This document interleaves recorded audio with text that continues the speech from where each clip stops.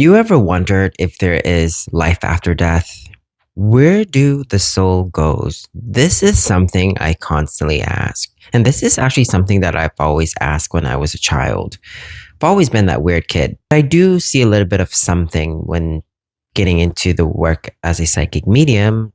Spirits do show me there is life after death. There is something out there that we all can't really explain. Come vibe with me. Listen up. Cue the intro. Testing mic check. I talk to dead people and I still have time to slay. Dead or alive, I keep it cute. And you're listening to the Peter Veth podcast.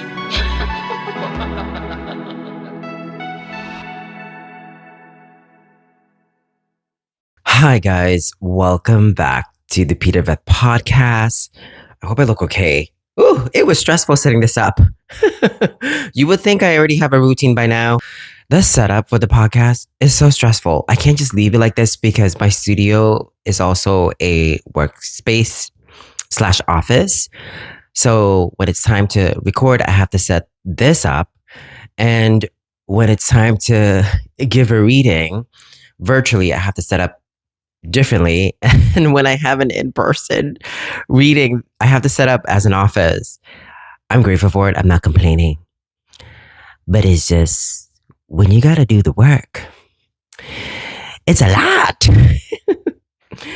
Okay, so today's topic is going to be really interesting. We're going to be talking about the soul and how it's connected to the conscious mind. I know there's a lot of debates around that. We're not debating because I'm only here by myself. We're going to talk a lot about how I connect with the afterlife in communications with spirits, loved ones. I have my coffee set up. My incense is lit.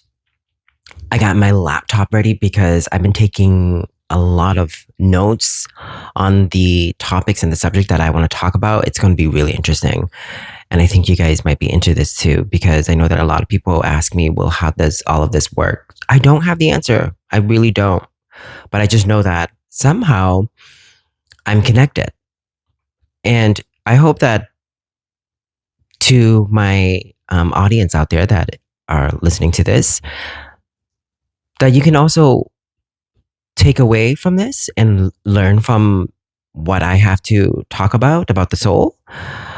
So let's get into it. Let me sip of my coffee, okay?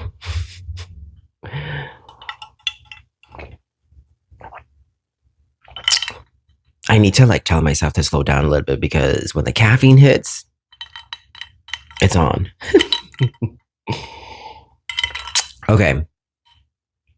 So as a psychic medium, I know that one of the things that I still ask myself till this day, where did the soul go? Where do the soul go? Where does the soul goes? What the hell? I'm sorry. My broken English. I ask myself that all the time. But I know that from connecting with spirits, they do show me a little something, something. I get these feelings. I have visions. I get impressions. Those are my clairvoyant ability that the soul that comes in and that wants to communicate with you, they show me how they end the transitions phase into the afterlife. It's super interesting. So I'm just going to open up with this, right? The conscious, right? The soul and consciousness. And this is what I put. It's debated that it is connected. In many spiritual traditions, the soul is considered to be the ultimate eternal source of consciousness. How wonderful is that? And now you're probably wondering, what is consciousness? Consciousness is the state of being awake, aware of one's surroundings, and capable of processing thoughts, emotions, and sensations. For me, how I connect with the soul personally, it's a personal awareness. It's a spiritual awakening. It's when we it's when one is experiencing these thoughts and emotions, and you're able to see your life in a different perspective. It's an internal perspective, not so much coming outward, seeing outward. So it's coming from within. And that's how I'm able to connect with this definition. I had my spiritual awakening about 9 years ago, and this is when all of my psychic ability came about. There's going to be an episode where I'm going to talk about that because it's like super interesting and how I've dived into this. And I'm pretty sure you're also wondering, what is the soul, right? The soul is the immaterial essence, animating principle, or immortal core of a living being. Now, do I know that these definitions are legit? Because I know that throughout the world, cultures and traditions and religions have different definitions of what the soul means. How I connect with the soul, again, it comes from deep within. And every time when I speak of the soul, I just see this light energy, this yellow, goldish, silver energy that's emitting this force. And I always connect the soul with of a higher realm frequency. And we'll talk more about that. We'll get into more of that. Okay, now and I wrote down, where does the soul come from? It's a spiritual energy in most of religion and believes that God created the soul and places the soul into the human body, right? Now, New Age spirituality are saying that believe that the soul actually houses the body and not the other way around. In Eastern tradition, like Hinduism and Buddhism, the soul and consciousness is eternal, universal consciousness, energy that will never go unbroken, never dies, right? The cycle of rebirth. So I grew up Buddhist. There are things that I do believe that my parents had taught me, and then there are things where I'm kind of like, I question a lot of these things, right? And me as, how do I say this? When it comes to religion, I've always say that there's a balance between on how you believe these practices, traditions, or how you were brought up. When you get more mature in life, you're somehow gotta know how to separate the two between religion and how you view things. You can't always follow the path of religion. That's what I believe. Hate me, shoot me, kill me, do whatever the fuck you want to do. But that's how I believe. I'm so thankful for my parents to have taught me the Buddhist way, to be mindful. A lot of the things, there are many things that I can't grasp to what my dad had taught me. And if my dad was to be alive, I'm pretty sure if he was to sit down and talk to me, and he'll be okay with it, because there has been times where my dad had taught me things about Buddha, and he knows that when I was young, my parents knew that I was special since my little ass can walk. And my dad always gave me this smirk. And I think he knew that my mind is super different. And I'm pretty sure my dad would just be okay with what I see and how I view things differently from what he had taught. I think for the most part is that all that matters is that I am kind and be respectful. I'm sorry. Moving on subject. But to go back into that, the thing that I have written, that energy will never go unbroken, right? And that it never dies, and that we continue. So the Buddhist belief is that we continue the life cycle of life, and we rebirth and reincarnate, right? I'm now getting to like the science perspective of things, right? This is pretty interesting. Energy never dies in the law of conservation of energy, or they will call it the first law of thermodynamics, which proves energy only changes from one to another. Right. So, and it also states that energy of a closed system must remain constant. It can either be increased or decreased without interferences from the outside. In other terms, I write this down. Energy can neither be created or destroyed. I've heard that many, many times. And how I connected this all makes sense because um, this goes back to like the Buddhist teaching. In Khmer, we call it Bochie, where when one dies, we kind of we believe in cremation rather than being buried because the body is just a scab or it's just a thing that deteriorates and it dies, right? But the soul don't die. The soul goes into the afterlife. So I don't know much about the teaching of Buddha. I will be honest. But this is why when you come into this lifetime, my parents had always taught us to be good and to do good things and to live your life and live your life to the fullest.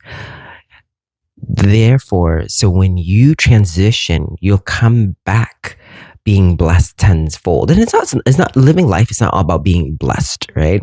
I think if anything, you kind of want to come back again to live your life more at ease, even though we all know that life ain't easy, but it can be heavenly. This is why I don't believe in heaven or hell. I have spoken upon this numerous times that doing this work, spirits has never really showed me heaven or hell. They always kind of show me, quote unquote, what heaven looks like. And the only way that I can explain it is literally like in another dimension, except that they're in this dimension. It's the same thing. It's just that there is no rent, there is no bills, there is no heartaches, sickness of any of that. It's just pure happiness and joy on the other side. And I will go more about what hell is, right?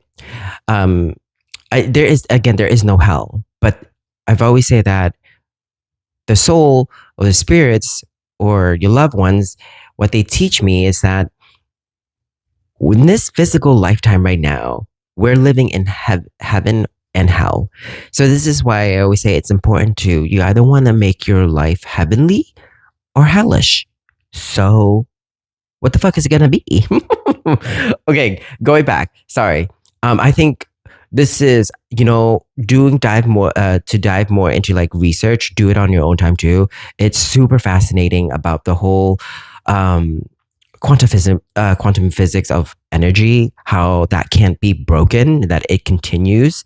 And also philosophy is saying that the mind and the soul is created to emergent phenomena tied to the brain activity. Sorry, I wanted to have another smooth transition to that, but here's where I find it super, super fascinating how the soul is also connected to the conscious mind, the consciousness, right?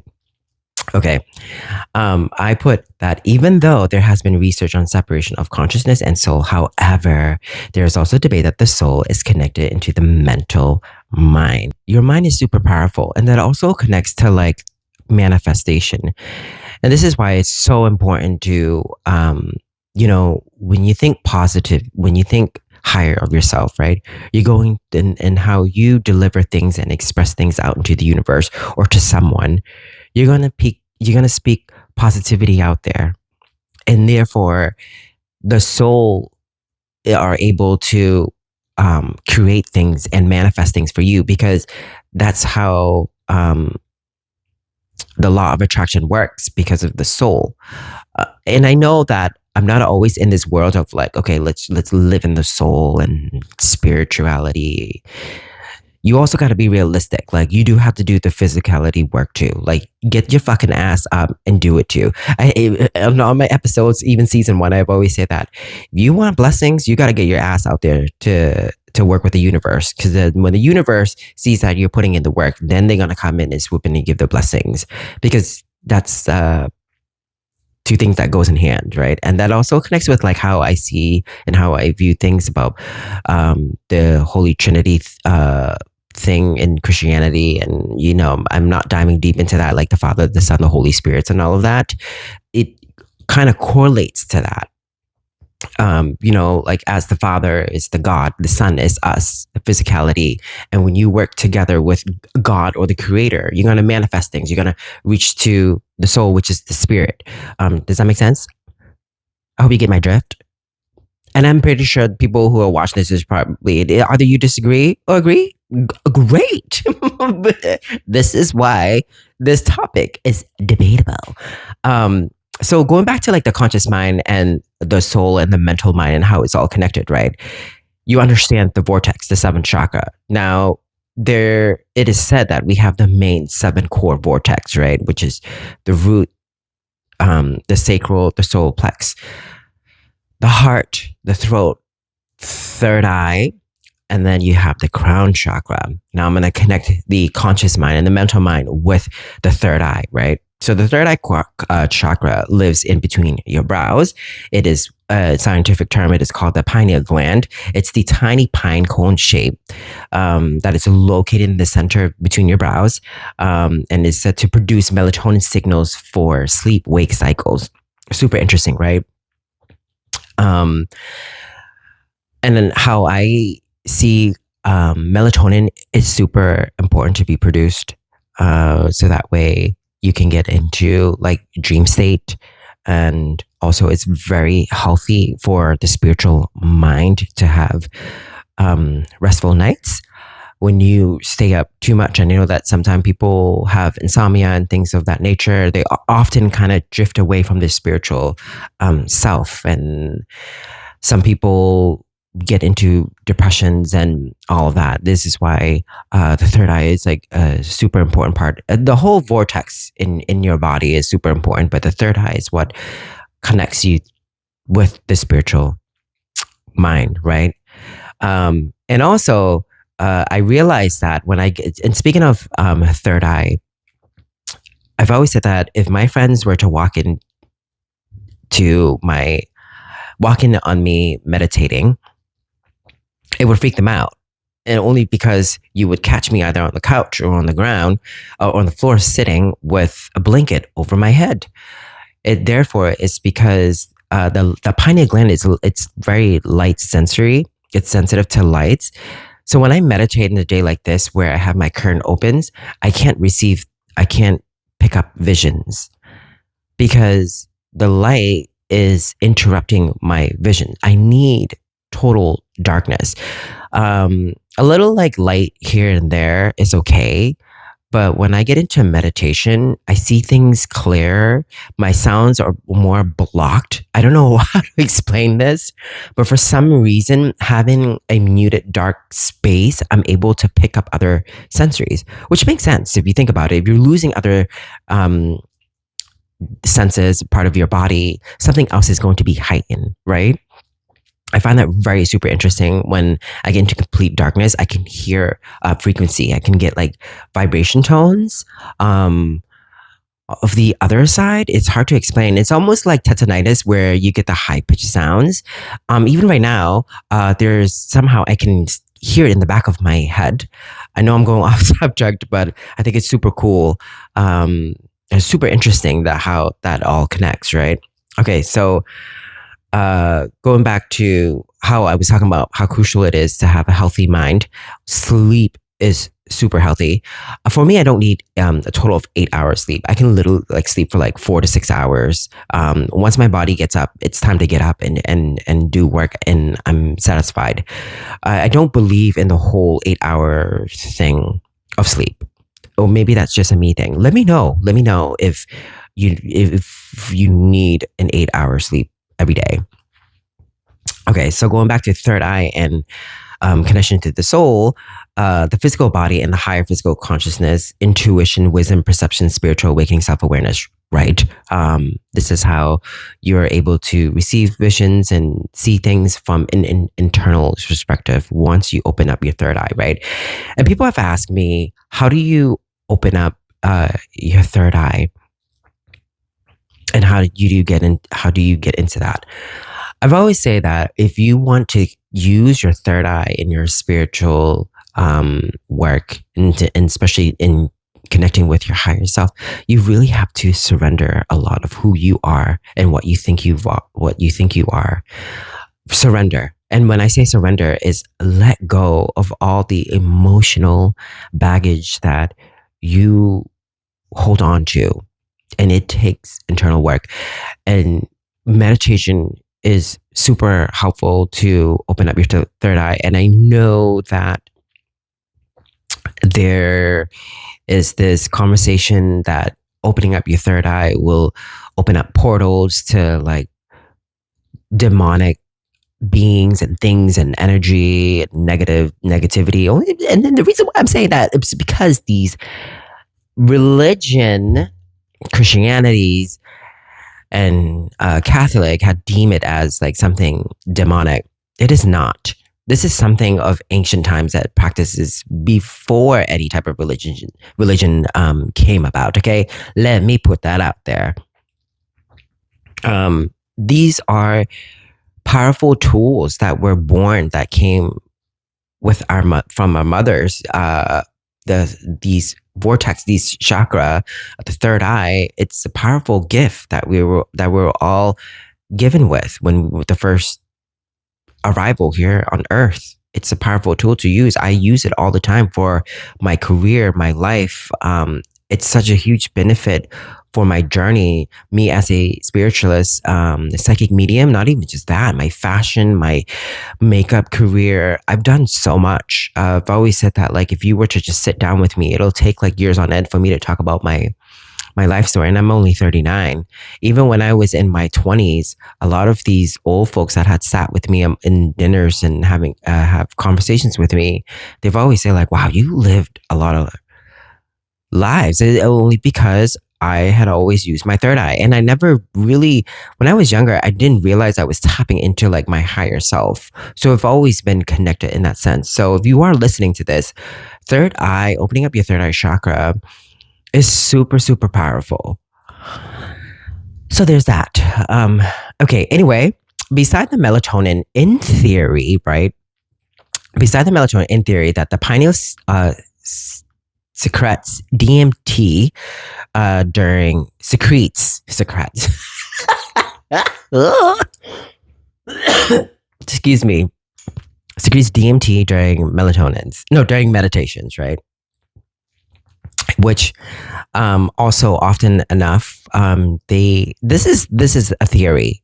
This is also debatable that sleep or near-death experiences will produce dimethyltryptamine. I think I'm saying it right.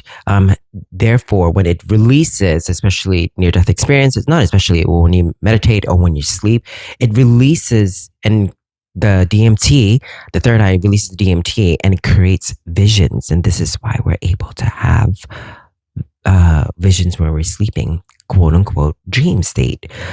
Also, but DMT is a substance or hallucinations.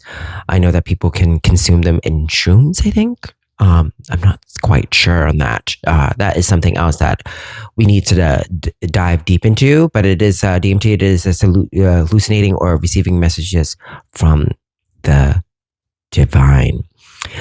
Dreams are very powerful. I've always said that sometimes dreams can also, in reflection of with what's happening in your lifetime, like current situations. If spirits can't get to you during the day, when are they going to get to you? While you are sleeping. I've always said this too. The reason why dreams are so powerful for spirits to connect with you is because during the day you're so fucking busy with like 9 to 5 and you're having like these human experiences of dealing with situation of the matter that like you're not paying attention to what your spirit has to say. And sometimes when I say spirits, it's not always about like them out there. Spirits goes back to like you, yourself, your higher self. You know, you're not listening to your higher self because you're so consumed from the exterior of things. You're looking out and you're seeing things not from within. When is a good time for you to listen? It's when you're shutting the fuck up and you're closing your eyes to go to bed. It's quiet. The world is sleeping. That's how I connected. And I know that there are like dream masters where they connected to like the brain waves, like the beta, the theta, like theta, meta, theta, theta, theta. All of that, like they're connected with reality, which is, in a way, it's like science connected in that sense. But spiritually, these symbolic images that you're seeing and receiving in your dream state, they're telling you. Um, I also connect with dreams. I also decipher dreams during readings. This is something that my dad used to do when he was alive. I used to like when I was a kid. I used to always watch him like deciphering dreams for like his friends and uncles and aunties. So that was pretty interesting. So think about that. This is why I always say like if you have a shitty day during the day, before you go to bed, pray. You don't have to put your hands together or pray to like God or someone out there. And even if you're atheist, like talk about the good things. Talk about there's always going to be one good thing that's always going to be that's going to stick out. You don't want to go to bed shitty and then waking up like feeling shitty again. Go to bed feeling good about yourself. So that way, when you wake up, it's going to be a new day. You're going to be anew again. It's super important. It could be the little things. There's going to be one thing that's going to stick out. I've always said that it could be a glass of coffee or looking out your window and you see something that you were drawn to and it made you feel some type of way. We're able to get you to deflect away from your 9 to 5 or your boss who fucking gave you a hard time or shitty texts, anything of that nature. Anyway, going back. Okay, so now we're going to get into psychic visions, right? How I'm connected with the soul. Super powerful, super, super important when I get into this work. When I have a shitty day, I can't get into my work. Sometimes I have to reschedule my readings because if I'm not in a good state of mind, how am I able to give readings? But there are times where giving readings to my clients had changed my mood and shifted my moods because I'm connecting with the soul. Not only that, I'm connecting with my own personal souls, I'm connecting with someone else's loved one's soul. And I'm also connecting with my client's souls because I can really feel it. So energy is like super important. Energy expands, right? So when it comes to like my clairvoyant abilities, I'm able to show my client that your loved ones are never suffering on the other side, even if they had passed from tragic death, sickness. When the soul comes through during a reading, they're always healthier. They don't carry on like burdens. And I know that, okay, this is like one of the questions. And speaking of burdens, why, right? My best friend had asked me this question. This is the first question someone had ever asked me. She asked me in the group message, she goes, does the soul ever carry burdens to the other side? Yes. Yes. Even though I talk about like they don't have burdens and they carry that feelings, it's a little bit different how we carry burdens here in the physical form, right? Spirits or soul, the way they carry burdens is that they've learned from it and they learn to release and let go of that. And the reason why I'm saying how I'm able to see that loved ones on the other side carries that burden is because let's just say a husband came through and my client is distraught that they fought the night before he had his heart attack, right? And it's something of the matter of issues that they knew that they need to resolve from a while back, but they never got into because they hold on to a lot of animosity. I don't know if it's cheating or anything. These are just example. So during readings, when I get the late husband coming through, and sometimes every time when I see like a bread, breaking a piece of bread or giving roses, it means peace offering. So I know there's something that they want to talk about, something of a matter that before they had left the physical world, they didn't get to resolve this issue. And then I would give that to the client.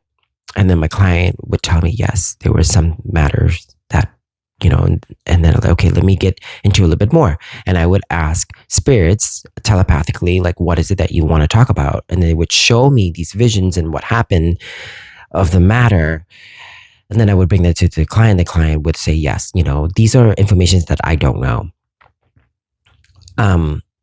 So therefore, they're apologizing that they didn't get to resolve the issue, or they're coming through to apologize. Like, hey, I'm sorry that I made you feel like this. I'm sorry that I left you. I'm sorry that I cheated on you.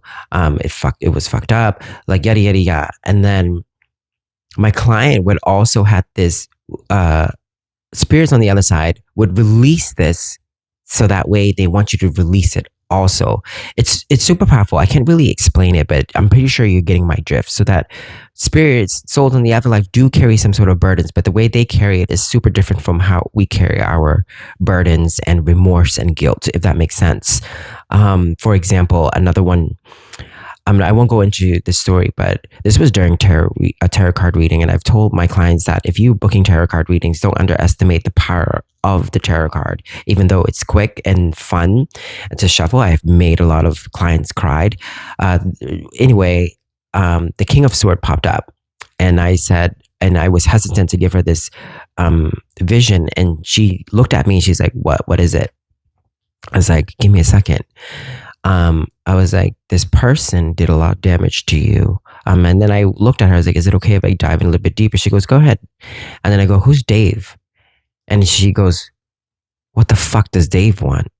And then her face just turned super red. I was like, fuck. I was so hesitant because Dave had SA her. And that's the vision that I like. Doing this work is like, it's a lot. It's not something that I take lightly, even though I'm very funny on social media. When it comes to like my mediumship work, I'm super serious about it. Why am I getting emotional talking about this right now? But it's because the vision that I was able to see was super like crazy. But anyway, I explained to her, I was like, listen, I don't need to give much about this, and you don't have to take this. You can enroll with it, and you don't need to accept this. But when they show me these things, they just want to say, I'm sorry. And that's all I left. I was like, I want to move on from this subject. And she was like, she agreed. And she confirmed. He like raped her. And I was like mortified. And I told Dave, get the fuck out of here. Like in my mind, like, so they do carry some things and they learn from it. So there's that. I'm sorry. I'm going back. Okay. So going back to like afterlife and the talk of the souls and things of that nature. Okay. So in most religion, transitions to meet judgment. And we're talking about like the judgment and the burden and the things of that, and the learning things right on the other side, right? Once the soul leaves your physical body, the body deteriorates. Study shows that the cells in our body, this is super interesting. This is where I was like, holy fuck. I was like literally like pointing in the air. Studies shows that the cell in our bodies completely replace itself every 7 to 10 years. Who the fuck were you 10 years ago is not the fuck the same who you are now. I'm sorry. This is wild. Okay, let me just be normal for a second. Who you were 10 years ago is not the same who you are now. Then who are you? If you are not just your brain and your body, then who are you? The soul? Oh my gosh. Whoa, I just got goosebumps. Holy shit.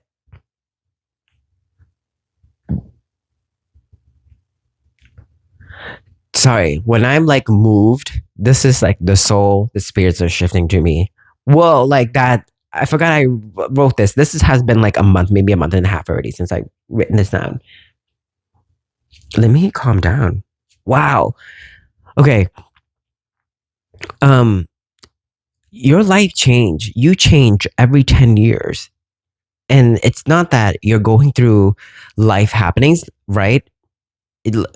I'm not saying that, but like the fact that science are saying that your cells change every 7 to 10 years. It's all connected. The soul and the consciousness, the body, the soul is all connected. We realize like things in life experiences changes all the time. And I will tell you, I'm coming in my 10 years mark. I'm almost 40. Next year I'm 40. And I've been telling people that something is completely different about me. I just don't know what it is. And sometimes I'm always like, why the fuck couldn't this change happen earlier? But there's a time for it. Divine timing. Super, super powerful, right? Um, and I'm pretty sure you guys can all relate to this. You're always changing every 10 years or so. There's always new perspective that you see differently about life. And anything of the matter that you go through, the obstacles and challenges, those things you are meant to experience it throughout your lifetime, right? So that way, when you hit your 10 years mark, you've learned from it, you grow from it. Isn't that crazy? Oh my gosh, that like moved me so much. Like I know this, but for some reason, like I just got attacked. The fuck? Anyway, so do you guys remember that movie, the Pixar movie? I think it was Pixar, Souls. You know how like I forgot the character's name. Like he fall into the ditch, into the manhole, and then he dies, and then he was awakened into like this black hole, and he see like the tunnel. So do you know that's like what people actually experiences with near-death experiences, where they have gone and they've died for like a couple of hours and they came back, and a lot of them had spoken about this tunnel that they gone through, or somewhat like a tunnel.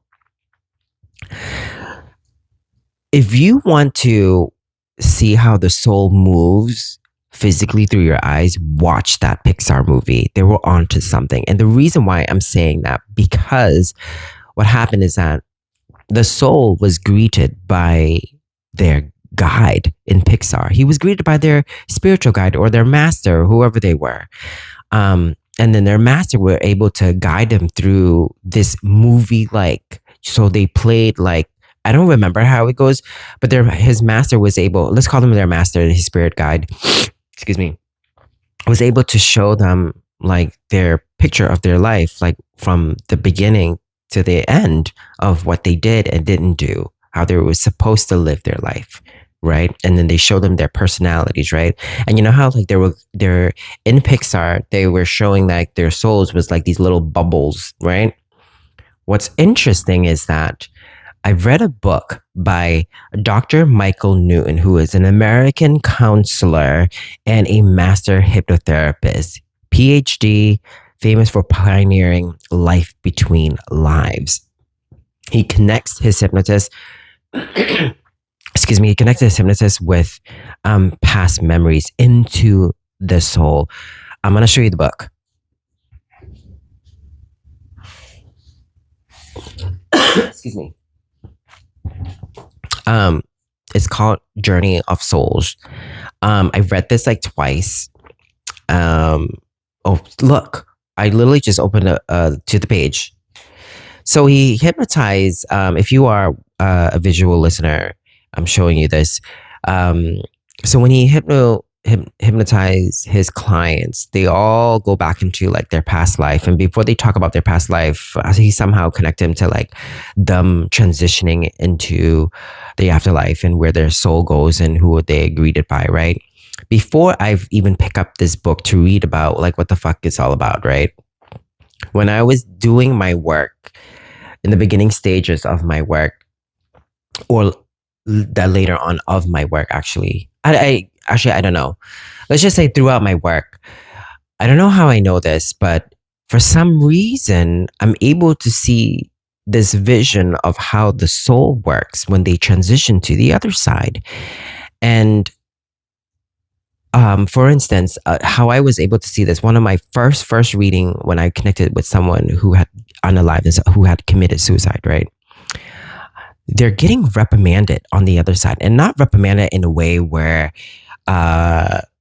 like you did this, like you're getting whipped, you're getting fucked up, you're getting jumped by the fucking master. So when souls that are someone who had committed suicide, they come through with this question where if they done it or not, right? And every time when I get that feeling of spirits, I'm like, because when I ask spirits, like, okay, how did you die? And there's always this confusion where I'm like, okay, like, why am I so confused? What happened is that the reason why I'm getting confused is because the soul is making me connected to their soul. That even though they had unalived themselves, at that very instance, it was almost like they didn't want to, but when they did it, they're gone. It's super sad to feel that way. So then they show me like, hey, but don't worry, I'm able to come back. This is how they usually give me the feeling like, don't worry about me. I'm able to live and learn and see. If I would have just stayed longer, I would have seen my life in a better space. But I'm able to come back again in the next lifetime because I'm being told this by my master guide. It's super, super interesting how I'm able to receive this from them. And then I pick up this fucking book and it blew me away. So not only that, so when I see people transition to the other side, I see that once the soul leaves you, right? I don't know if you're probably gonna meet this light in the tunnel thing. That I don't. They don't show me that they see this white light. But what they show me is that they've always greeted by their loved ones, their uncles, their grandfather, and sometimes their pets, the ones that had passed before them, and they take them to the other side, and it's a smooth transition. And then from there, this is where they've learned things, and this is where they meet their master guide. If I was to think about it, if I transition to the other side and I meet my master guide, I'm like, who the fuck are you? I don't know if I'm gonna be like that when I transition, but I would want to meet my father first and foremost. Whoever passed away first, I want to see my aunts and uncles. Like if I was to pass away now, first person I want to meet first is my dad. Okay, that's who I want to meet first, not my master guide. But what I'm seeing is that it's your loved ones that help you transition to the other side, right? And this is going to go back to like, this is also some sensitive subject that I've also gotten people like comment on my reels on my social media. I don't understand the whole 7-day process with the Khmer folks. My Khmer folks, a lot of I just don't understand why they're saying that when they die, they have 7 days to still roam around. Not that they have 7 days. They roam around the earth plane for 7 days, knocking on the door, trying to come back in because they don't know that they're dead. That shit breaks my heart. Okay. When my dad passed away, I was like, my dad have lived his life, have endured so much during the genocide. Do you think he's going to linger on for an extra 7 days? Sorry, I'm getting pissed because I really hate that us Khmer people really teach that. Like, I find that mortified. Like, it pisses me off so much. But what I see is that the souls are being greeted by their loved ones, which means like they're not here for 7 days. So this is where it's taken out of context, right? I did some research. I also shout out to Visna, who is my student / assistant. He was also a Buddhist monk, and I had these conversations with him, and I was like, there has to be a better way. There has to be a reason why the 7-day process thing. Why is this? Why come my people saying that? And he said that it's taken out of context. It is that the soul in the Devada like teaching or whatever he had said, you know, how Buddhist has a sorry, but like he was just saying that the souls, when they transitions, they have 7 days process that the soul is transitioning. And to me, it all makes sense. You have the 7-day process to connect with your loved ones, to meet your spirit guide, your spirit masters. Your spirit masters is going to show your personality. Your spirit master is going to show how you came into this world and what you did before in your past life, yada yada yada. This is what you did. You treat this person bad. This is why you're suffering the consequences. Oh, this is, you did your merits. You did good deeds, yada yada yada. Like, this is why you passed this way. That to me is the 7-day process. When I go back to like the 7-day thing where the soul is still lurking around, I think that's a grieving thing. I think that's the human experience, is still wanting to connect, and that throughout, whoever made this from before 1,000 years ago, whoever, the human that talked about this, or the person, or whatever, the community, that whatever you want to call it, it's because it's bereavement. Grieving is fucked up sometimes, where you still want to feel close to them. So this whole 7 day thing of like, saying that they're still looking around, it makes me feel sad in a way, because we're still lingering onto the physicality of wanting to connect. Now, to light incense for 7 days, because some Khmer people believe that you have to light incense, you have to light candles, and you can never let it be burnt out, because it means that you're helping them finding the light. That's beautiful to me. But if your candles get burnt out, don't ever feel like your fucking loved ones can't transition. Like, hello, turn on the fucking light. I'm just kidding. Listen, I'm really realistic about my work. Okay. This is how I see it. Like, I think lighting incense, putting offering for foods and stuff, it's such a beautiful way to still connect with your loved ones. That 7-day thing with lighting the candles and stuff, I think that's beautiful. Keep doing that. But then someone else also came out of the cut and just saying, like, if you don't experience it, don't say that it's not true, like coming at my neck and shit. And what they're saying is that their aunt was haunting them after, because they didn't do the 7-day process and things like that. I was like, no, my father or my loved ones that passed away will never come back to haunt us, because that's disrespectful. That's super disrespectful. Souls are transitioning into a higher plane. They become more positive. They're very loving on the other side. How dare your loved one come in and haunt your ass and haunt the kids and shit? That's not right. That's not right. The reason why I say you're experiencing hauntings is because you're grieving so hard. Grieving, when you grieve in a negative way, you're manifesting negative things. The soul is becoming more negative. If anything, not that the soul is coming more negative. The soul is a transition. You're opening up another portal.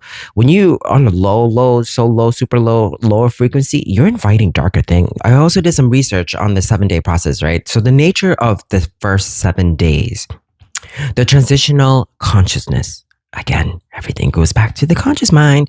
The deceased person's awareness remain active, but unmoored from a physical body. I've just learned a new word, okay? Unmoored means to be physically released from an anchor or cable. And metaphorically, it means to cut loose from security, stability, or reality. This reminds me of the tarot card, the major arcana card, the hangman. It's to suspend yourself from disconnect. And this is like the topic about surrendering. So connecting to the soul, when you transition to the other side, you're surrendering. By nature, you're automatically going to do that. Us here in the physical form, we have a hard time surrendering. And this is something that the human experiences has to go through. And when you learn to surrender, you're connecting with your soul when you're surrendering things. This is why it's like so important. You know that saying, like, let go and let God? Super, super powerful, right? Because sometimes we always want to like take control of things. But it's crazy, right? Okay. So the 7-day marks the completion of the first major cycle in the afterlife journey, often commemorated with prayers or a memorial service. What do we do in the Khmer service when someone passed? We do one for 7 days. We light incense and candles for 7 days. To end this conversation, just know that your loved ones transition peacefully, no matter what death they had experienced. I didn't get to talk about the near-death experience a little bit, but that's probably for another time. I think near-death experiences should be another topic, but other than that, I want to leave you at connecting with the soul is also connecting with you, your higher self. And your higher self is what's going to get you through this life and make your life heavenly. And I know that I preach a lot about being positive and things of that nature. You've always going to come to a blockage, a halt. Something is always going to get into your way. But just know that when you dive deep into your soul, you're going to find a way. And just because you're lost, you're going to be found. Once was lost, now you're found. Sometime in lifetime, you're meant to stay off path. Okay, so don't worry about that. Your soul is going to guide you back. Your loved ones on the other side, the souls are still with you. Super powerful, right? Anyway, thank you so much for listening. I hope you were able to sit down and listen to me yap. I appreciate you, and just remember that you are the soul. You are the soul.